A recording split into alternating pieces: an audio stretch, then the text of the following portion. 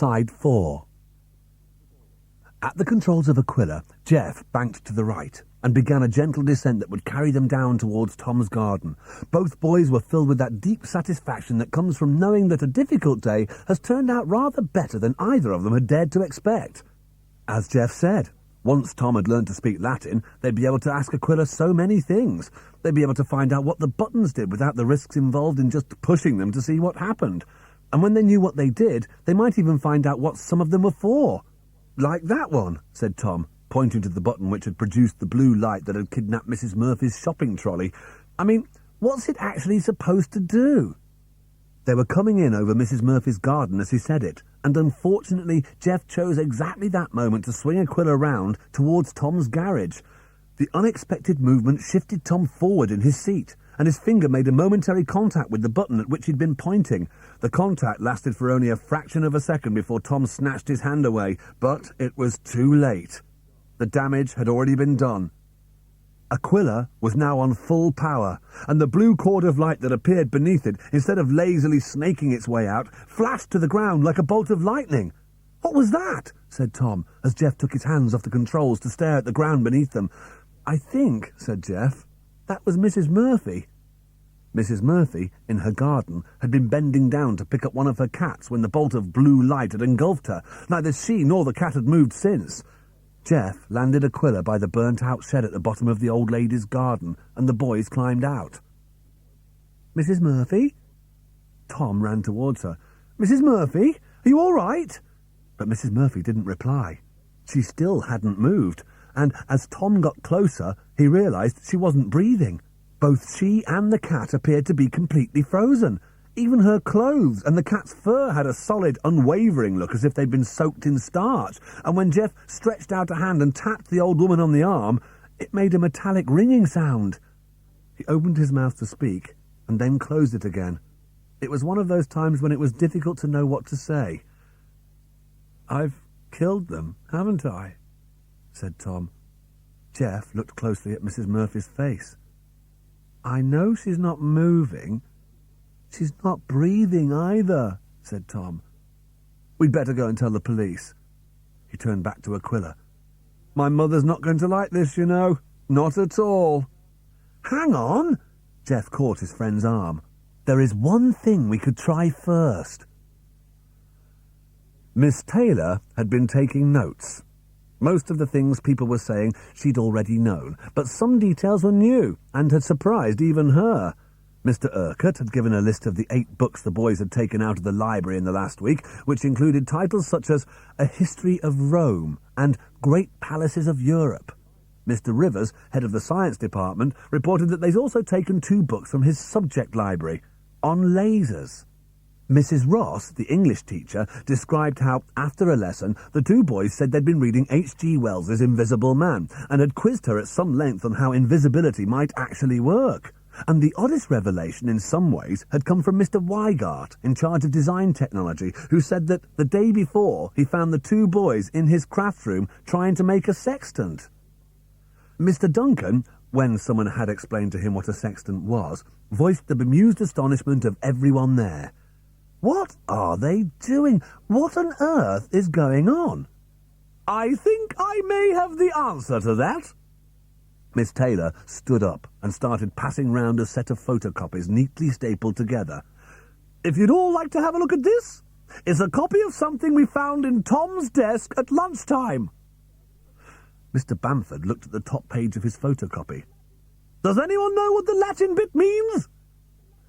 "It means," said Mr. Hodge, "any man can fly if he rides on the back of an eagle." He looked across at the deputy headmistress.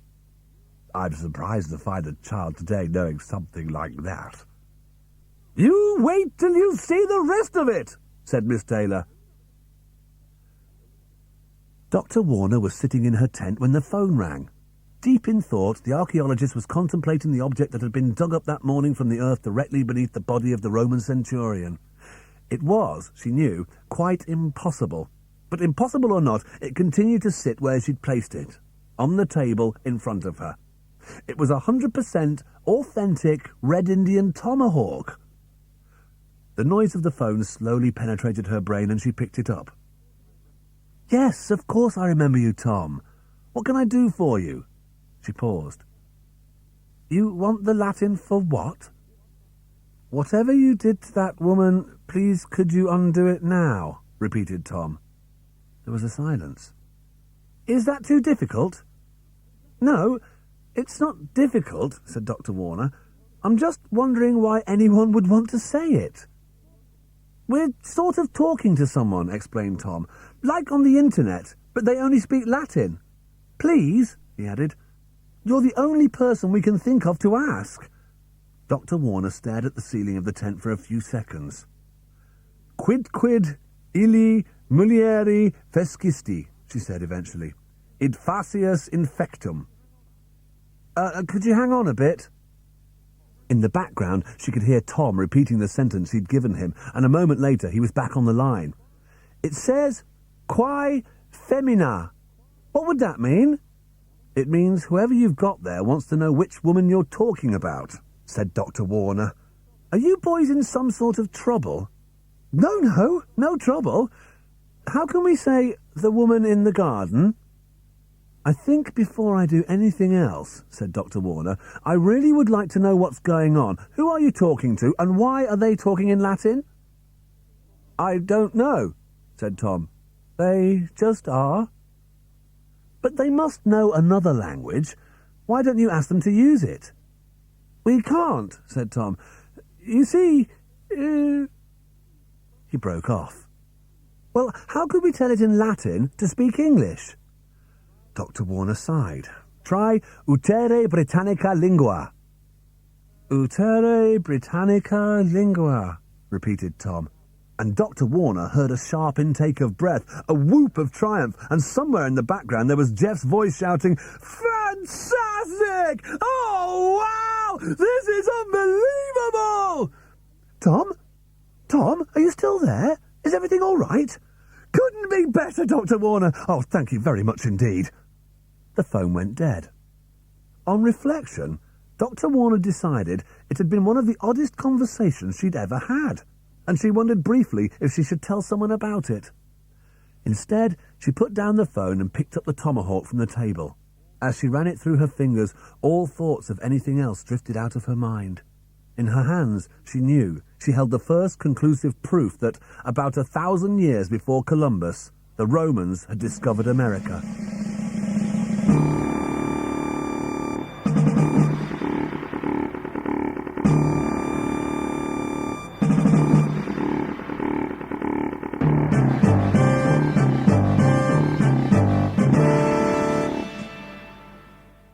All was quiet in the deputy headmistress's office, as the staff studied the photocopied pages Miss Taylor had given them, reading in an absorbed silence. Mrs. Ross was the first to speak. You're sure this is all genuine? Tom Baxter wrote this himself? Every word, said Miss Taylor. I've seen the original. It's unbelievable, said Mr. Duncan. Quite unbelievable, but it's there. Miss Taylor leant forward over her desk. Individually, I know, none of the things we've talked about mean anything very much, but taken together in the light of this, she gestured to the copy of Tom's exercise book, I think there's only one conclusion we can come to. Around her there was a slow but distinct nodding of heads. The question is, what are we going to do about it? Sitting in Aquila, Tom and Jeff stared at the words hanging in the air in front of them. What can I do for you? I think, said Jeff, we'd like for you always to use English from now on. Okay. No more Latin, said Tom. Okay. And the first thing we want to know, Jeff pointed to Mrs. Murphy, is what you did to her. Subject held in temporal stasis. Temporal stasis? Tom read it aloud. What's that? Words filled the air in front of him. There was something in the first sentence about a 6-dimensional matrix created by molecular displacement and fractional transpositioning, but none of it was remotely comprehensible. It doesn't matter what it is, said Jeff. We just want it undone. He turned to Aquila. Whatever you did to Mrs. Murphy this morning... And the cat, said Tom. Right, and the cat. We want you to undo it now." A whiplash of moving light appeared from beneath Aquila, though this time it was a mauvish purple instead of blue. Quicker than the eye could follow, it reached out to engulf both Mrs. Murphy and the cat, and blinked out. The cat gave a brief yowl, jumped down and ran into the house. Mrs. Murphy stood up, looking rather puzzled, and swayed dangerously backwards. Tom jumped out of Aquila and ran over to catch her before she fell. Jeff brought up a garden chair so she could sit down. "Are you all right?" asked Tom. "I think so," said Mrs. Murphy. "I don't know what happened, but I was trying to pick up Percy and... oh, dear." She held her head. "Let's go indoors and get you a glass of water," suggested Tom. "Oh, thank you." Mrs. Murphy smiled at him. "How lucky I am you boys came round." Hanging on to Tom's arm, she tottered into the house. "I'm having a lot of trouble with these pills the doctor gave me. You know, I've a good mind to go back to being depressed. It seems a lot less bother." The excitement of the day's discoveries made it difficult for Jeff to sleep that night. Aquila was parked just outside his bedroom window, and at midnight, still wide awake, he gave up trying to sleep, got out of bed, and climbed outside to sit at the controls. He didn't want to go anywhere. He was content simply to sit there, 6 meters in the air, with the night sky around him, his face gently illuminated by the lights from the dash.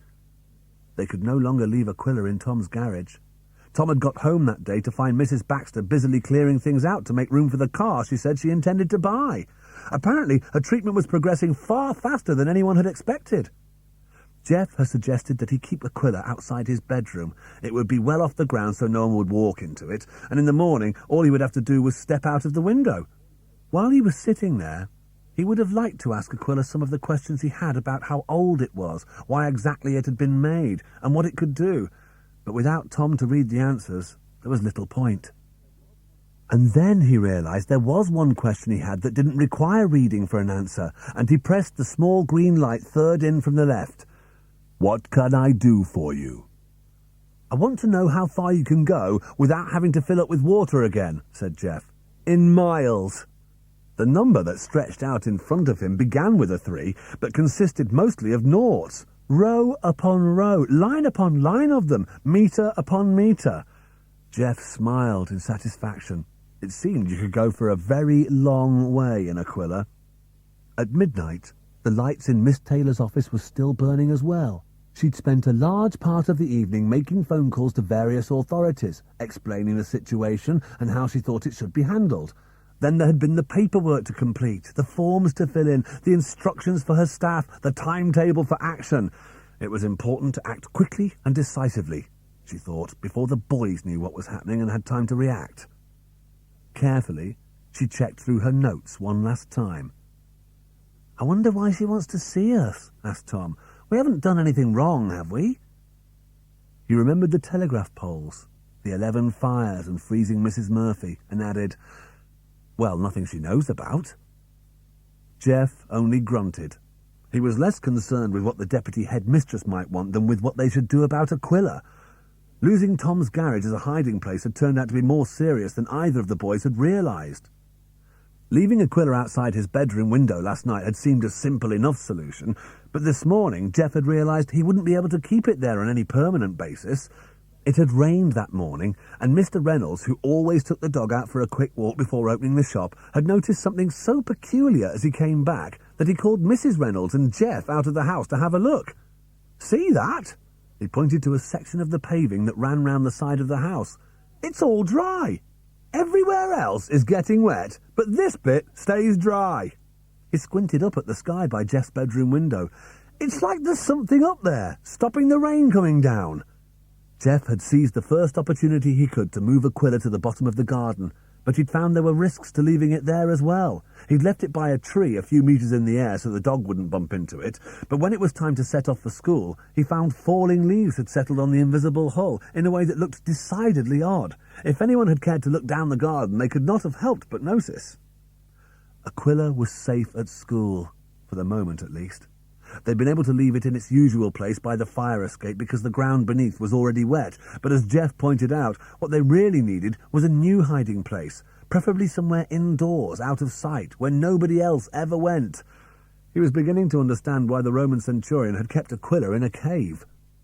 "I think we should go looking at lunchtime," he said as they walked down the corridor to Miss Taylor's office. "You know, float around town a bit, see if we can find anywhere." He straightened his tie and knocked at the door. "After all, the last thing we want is to lose it now." The first shock for the boys as they entered the office was finding Jeff's parents and Tom's mother were already there waiting. Miss Taylor was sitting behind her desk, and in front of her to the right were Mr. and Mrs. Reynolds. Mrs. Baxter was sitting to the left, and between them there were 2 chairs where Miss Taylor indicated the boys should sit down. Behind the desk, Mr. Urquhart was sitting on one side of the deputy headmistress, and on the other sat Miss Stevenson, the special needs teacher. An ex-Olympic shot putter, she was in charge of those children who, for whatever reason, could not be taught in normal classes. Miss Taylor liked to have her around on those occasions when she thought physical restraint might be necessary. Her mere size was a very powerful deterrent. "Well," Miss Taylor looked across at the boys as they sat down, "it seems you two have had rather a busy week, and you've certainly managed to pull the wool over everyone's eyes, haven't you?" Mrs. Reynolds put her hand on Jeff's knee. "Why didn't you tell us?" "Tell you what?" said Jeff, but of course he already knew. As if to confirm his fears, Miss Taylor picked up the photocopy of Tom's exercise book from her desk and held it up for the boys to see. "We've been reading this rather interesting document," she said. "It is yours, isn't it, Tom?" Tom nodded. "Though I imagine it was a combined effort." Miss Taylor shifted her gaze to Jeff. "It says here, for instance, that you were the one who worked out how to bring Aquila home, Jeff. Is that true?" "Yes," said Jeff. "Quite a clever idea," Miss Taylor sniffed. "In fact, there are several clever ideas in here. I rather admired the way you tackled finding out what the power source might be. You said you liked that one, didn't you, Miss Stevenson?" Miss Stevenson nodded vigorously. "I thought it was an intelligent piece of thinking for an 11-year-old. "Intelligent," said Miss Taylor. "Yes, that's a word that keeps cropping up." She picked up a piece of paper from her desk. "And we already know that Tom is intelligent. Intelligent enough to come top of the class in this test on knowledge of geology, for instance." Tom noted with one part of his mind that Miss Taylor was holding up his last geography test, but mostly he was wondering why she hadn't yet launched into a lecture on how irresponsible and dangerous their behaviour had been and how they should hand over Aquila, while she called the police. "So, we have 2 boys who've always come bottom of the class, who hardly ever produce any work, but both of whom are apparently quite intelligent. How would you explain that, Miss Stevenson?" "Well, I've been looking through their records." Miss Stevenson opened a file on the desk, and Jeff realised with a shock that she had all his school reports and work records dating back to his primary school. "And although we've always known that Jeff was dyslexic, I think it's much more severe than anyone realised. He's been able to disguise the fact, partly because he's clever, and partly because he's always had Tom to help him out." "I see," Miss Taylor nodded. "And what about Tom? He can read, so why does he always come bottom as well?" "I think Tom is the cautious sort of boy who's worried about making mistakes. Rocks are the one thing he doesn't just know about, he knows that he knows." Miss Taylor leant back in her chair. "So, we have 2 intelligent boys who are doing badly at school, but who we know from this highly imaginative piece of work," she tapped the photocopy of Tom's book, "are the sort of children who like to solve problems, to know things, to find things out. So, my colleagues and I have worked out a new timetable, which I think you'll find gives you more of what you need." She picked up 2 timetable forms and passed them to the boys. "We'll go through them in detail in a moment, but first I'd like to point out that most of the lessons will be just the 2 of you with a single member of staff, and with a particular emphasis on the basic skills of reading and writing. This will also be true of the extra lessons." "Extra lessons?" Jeff had been staring at his timetable. "That's the idea, yes. There's a great deal to catch up on, you know." "This is the punishment, is it?" Miss Taylor frowned. "It's not a punishment." Mrs. Reynolds turned to her son. "It's to help you." Jeff stared at his mother and then at the deputy headmistress. Then he looked across to Tom, and the answer came to them both, like a thunderclap. They didn't know. Miss Taylor had it all written down in front of her, and she didn't know. None of them knew. They'd read everything Tom had written in the exercise book, but they all thought it was a story. It had never even occurred to them that what was described there might be real. "I hope you realise Miss Taylor's gone to a lot of trouble to work all this out for you," said Mrs. Baxter. "I think the least you two boys can do is say thank you." "Thank you," said Tom, and Jeff joined in as well. "Thanks very much."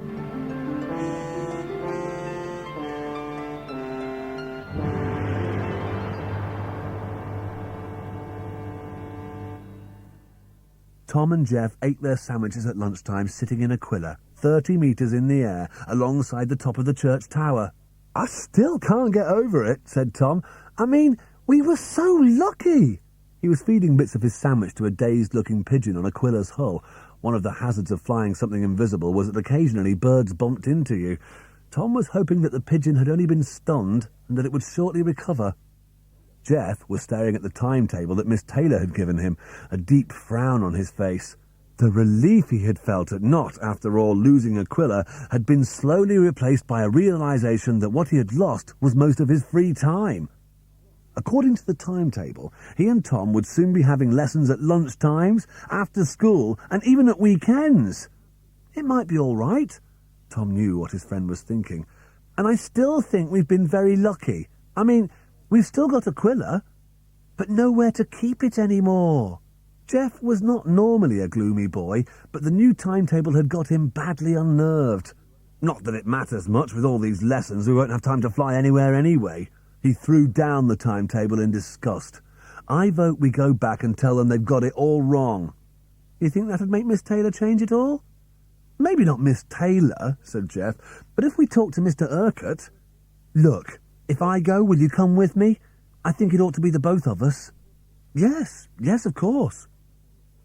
It was gone 5 o'clock before the boys emerged from the library and their first session of supervised homework, but they found Mr. Urquhart still in his classroom, preparing a map of Portugal for the next day's lessons. "Hi," he said. "How's it going?" "Well, the thing is," said Tom, "we think there may have been a misunderstanding." "You've got it all wrong," said Jeff. "Completely wrong." Mr. Urquhart put down his pen and looked at the boys. "Wrong about what?" "This extra work you're giving us. You seem to think it's what we wanted, and we don't. We don't want it at all." "Ah." Mr. Urquhart looked thoughtfully at the boys. "But that's not quite true, is it?" He leant back in his chair. "I mean, in the last week you've both asked to visit an archaeological dig, you've been taking all sorts of books out of the library, you've been doing maths, you've been teaching yourselves Latin. Now, why would you be doing all that if you weren't the sort of boys who wanted to learn, eh?" Jeff opened his mouth to reply, and then closed it again. "We wanted to go back to how it was," he said. "We never wanted things to change." "But things are always changing." Mr. Urquhart pushed his chair back from the desk. "Nothing stays the same. It can't. You take Tom here. It's obvious that one day he's going to be some sort of geologist, but he can't do that without passing exams, and he'll have to start working for them sometime." He looked at Jeff. "And there's yourself. Your parents told us this morning that you were very keen on flying. If you're going to be a pilot or anything, it's going to be important to be able to read, isn't it? To study maps. To know where you're going. To be able to understand the flight plan." Jeff stared at him for several seconds, and it was Tom who eventually broke the silence. You think I could be a geologist?" "I think you can both be whatever you want if you put your minds to it." Mr. Urquhart stood up and walked over to the window. "Look, I'm not saying it's going to be easy, but there are only 2 things you need to succeed in almost anything. One is determination to do it, and the other is the right sort of help. Take your mother." Mr. Urquhart looked across at Tom. "She's a very good example. She doesn't leave the house for 3 years, and then one day she makes a decision. She's had enough, so she goes to the people who know how to help, and whoomph! Next thing we know, she's coming into school every other day and talking about buying a car. It's the same as you had written on the front of your book. A man can fly anywhere if he rides on the back of an eagle." Tom frowned. "You think that's what it meant?" "It's a proverb," said Mr. Urquhart, "from one of Aesop's fables. You know the story?" Tom shook his head. The birds were having a competition one day to see who could fly the highest. Of course, everyone thought the eagle would win because he was the strongest and had the biggest wings. And sure enough, when they all flew up into the sky, the eagle flew faster and higher than anyone else. But then, just when he had gone as far as he could, the sparrow, who'd been sitting on his back, took off and flew higher still. That's how you get to do what you want in life. You decide where you want to go, and you find yourself an eagle. Mr. Urquhart turned and stared out of the window. Eagles come in many forms, but they all have one thing in common. They carry you to the places you couldn't get to on your own, sometimes to places you never even thought possible. In the playground below, he could see Miss Taylor striding off towards the car park. Some of them even looked like school teachers.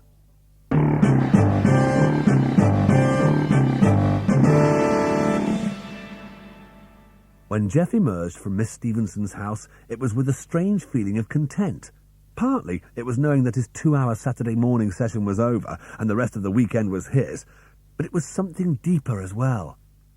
In the 3 weeks since the meeting with Miss Taylor, they'd found somewhere safe to keep Aquila. They'd flown it the length and breadth of the country, and that afternoon they were planning to take it on their first flight across the Atlantic.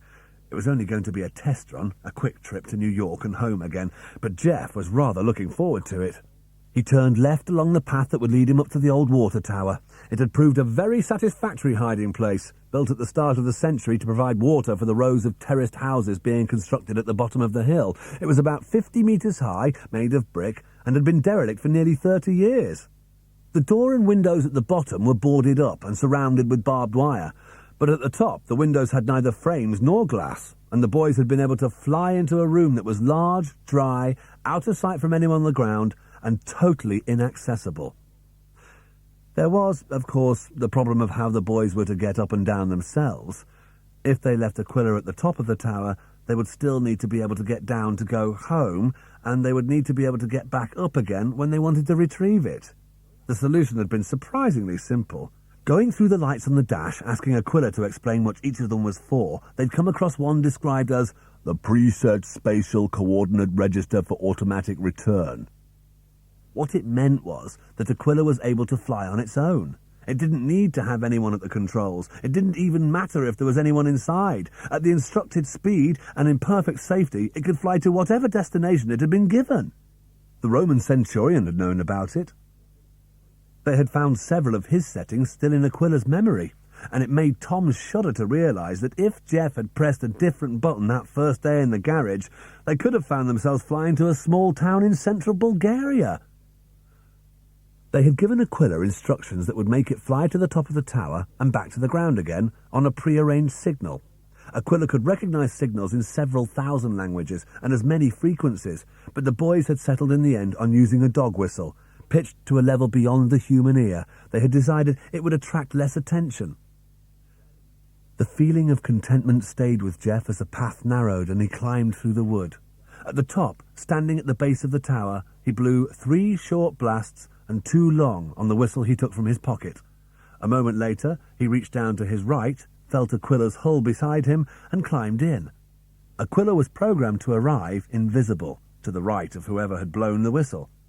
So it was wise to be careful where you were standing. The machine was very literal, and Tom had once blown the whistle while he was standing next to a tree. The stump was still there, and the trunk lay at the bottom of the hill where it had fallen. The 2 parts had been cleanly separated in a way that still puzzled the man from the council who'd been called out to investigate. Sitting in Aquila, Jeff asked, "Is Tom up there?" "Yes."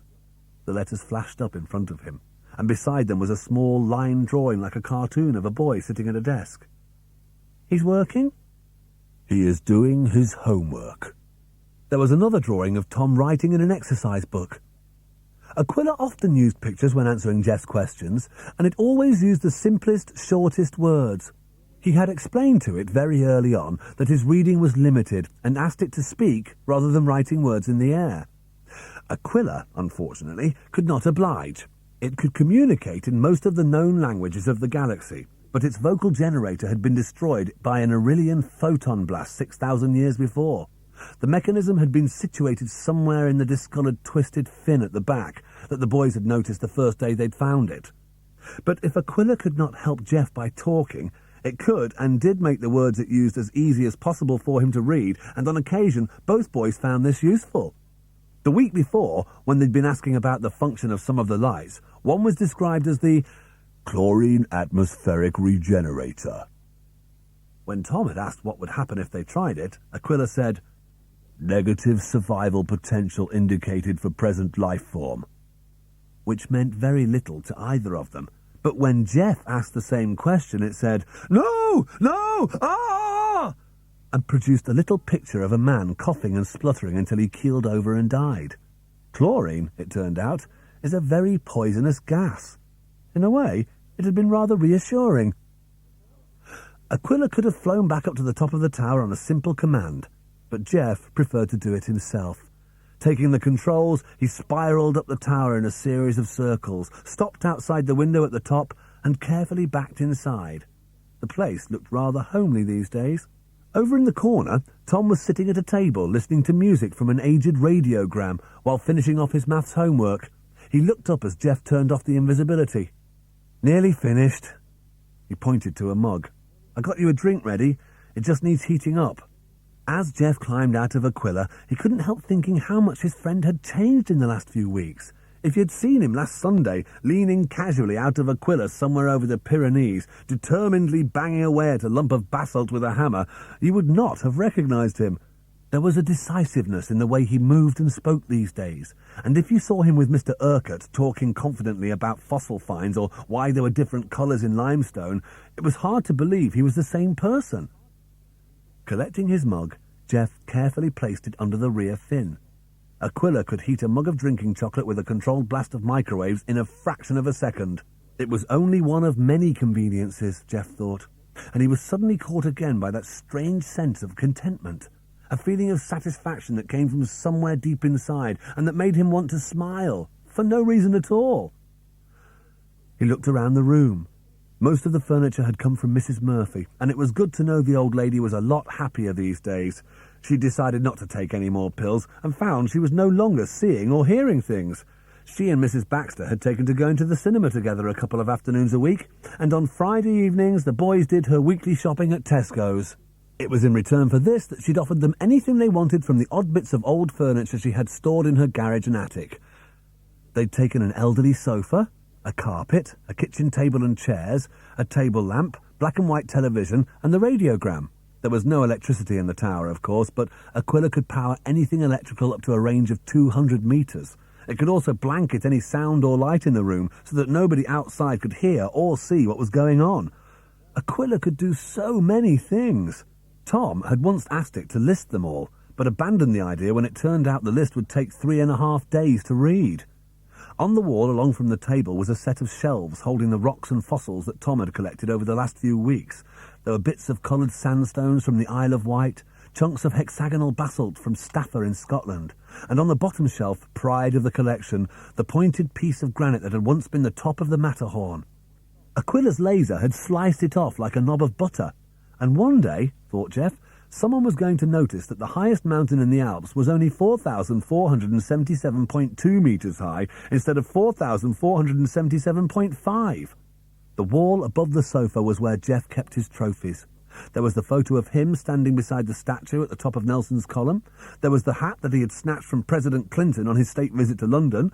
There were the bales from the last test match played against Pakistan, and a couple of fading chrysanthemums that he'd picked from the gardens at Buckingham Palace. All finished.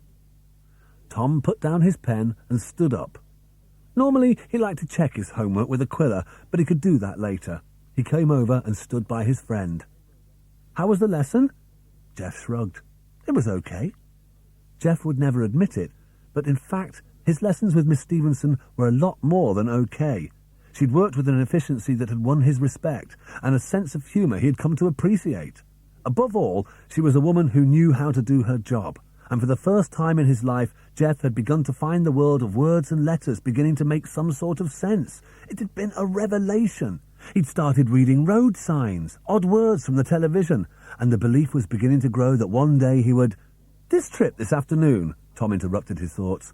"I've got everything packed, but would you mind if we did America tomorrow?" "Tomorrow?" "It's Mom," Tom explained. "She's arranged to visit these cousins in Stockport, and she wants me to go with her." Mrs. Baxter had been arranging a good many trips since she'd taken delivery of her car. Most days she visited some branch of the family or an old friend, and all this on top of the cinema trips with Mrs. Murphy and the evening classes in Japanese swordsmanship. It was as if she was trying to make up for 3 years of staying at home by doing 3 times as much as everyone else. Tom looked at his watch. "I think we'd have to allow at least 2 hours for New York to be on the safe side, and I said I'd be home by 1:30. Of course, if you want to go on your own..." No, tomorrow will be fine." Still holding his mug of chocolate, Jeff climbed into Aquila. "We'll just go somewhere else, somewhere closer." Again, he felt that curious upsurge of happiness. It bubbled up in his mind, but annoyingly, he still couldn't put his finger on where it came from. Tom picked up the bag with the packed lunches and swung himself into Aquila beside Jeff. Neither of them bothered with coats these days. Wherever they flew, Aquila could keep the temperature at any level you asked. "I'll take her up, shall I?" he said, "till you finish your drink." As Tom took the controls, Aquila floated gently out of the tower into the sunshine. From beneath them came the buzz of traffic from the town, the sound of the breeze ruffling through the trees, and the noise of children playing over in the park. "Where do you want to go, then?" said Tom. For a moment, Jeff didn't reply. He suddenly had the feeling that he had turned an important corner. It was as if he'd been climbing a particularly perilous, steep stretch in an upward path, and now found himself on broad, open ground again, with the road stretching invitingly ahead. He felt he'd understood something for the first time, only he couldn't quite think what it was. Tom said, "It's your turn to choose, isn't it?" He waited patiently, but Jeff still didn't reply. He was concentrating hard.